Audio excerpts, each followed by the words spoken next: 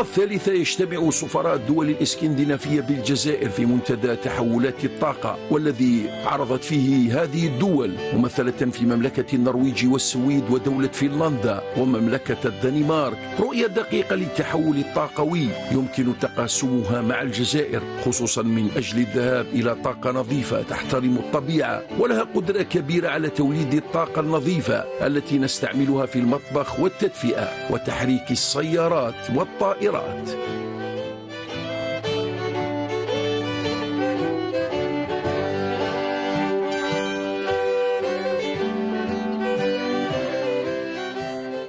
العنوان الكبير الذي احتضنه المنتدى الطاقوي لدول الشمال والذي احتضنه فندق الجزائر سان جورج سابقا بحضور مؤسسات من الدول الإسكندنافية.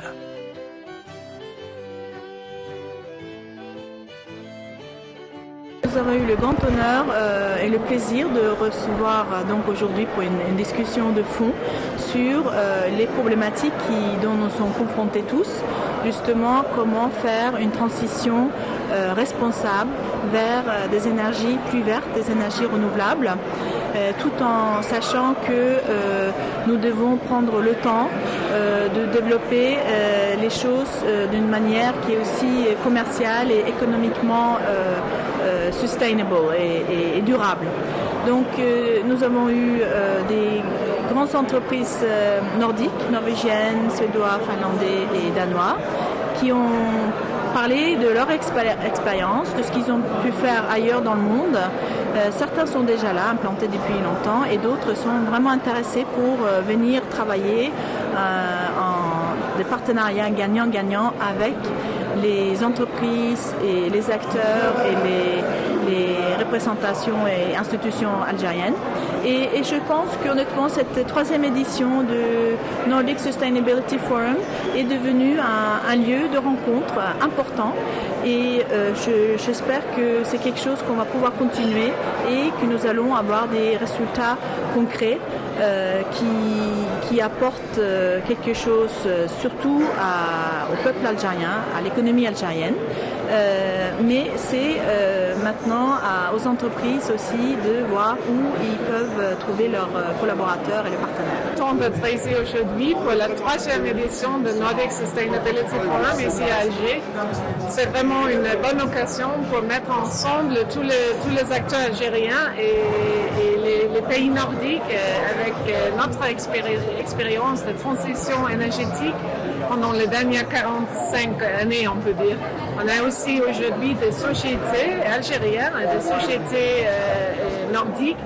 Et ça, pour moi aussi, ça me donne espoir parce qu'il y a beaucoup de compétences et de soins dans les deux côtés où on peut vraiment avancer pour adresser les changements climatiques et aussi pour assister pour aider avec la transition énergétique. Une conférence que nous avons maintenant troisième fois, Nordic Sustainability Forum. Et nous avons beaucoup de sociétés finlandaises et nordiques, nous avons beaucoup de sociétés algériennes, mais aussi des autorités. Et il y a beaucoup de moyens pour coopération entre nos pays. Les Nordiques, on dit que nous avons déjà de durabilité, c'est très beaucoup. Mais aussi, on peut étudier avec l'Algérie des choses différentes.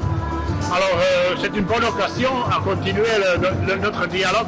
Et comme vous avez vu, peut-être le feeling est très bon ici. أن تنتج الطاقة دون أثار جانبية للإضرار بالطبيعة الساحرة، وهذا ما نجحت فيه الدول الإسكندنافية التي ما تزال بعض من أراضيها مثل الجنة، هكذا يصفها كل من زار تلك الدول، فهي من الدول القليلة التي استفادت من الزبدة وأموال الزبدة كما يقول المثل الفرنسي في إنتاج الطاقة واحترام الحياة الطبيعية.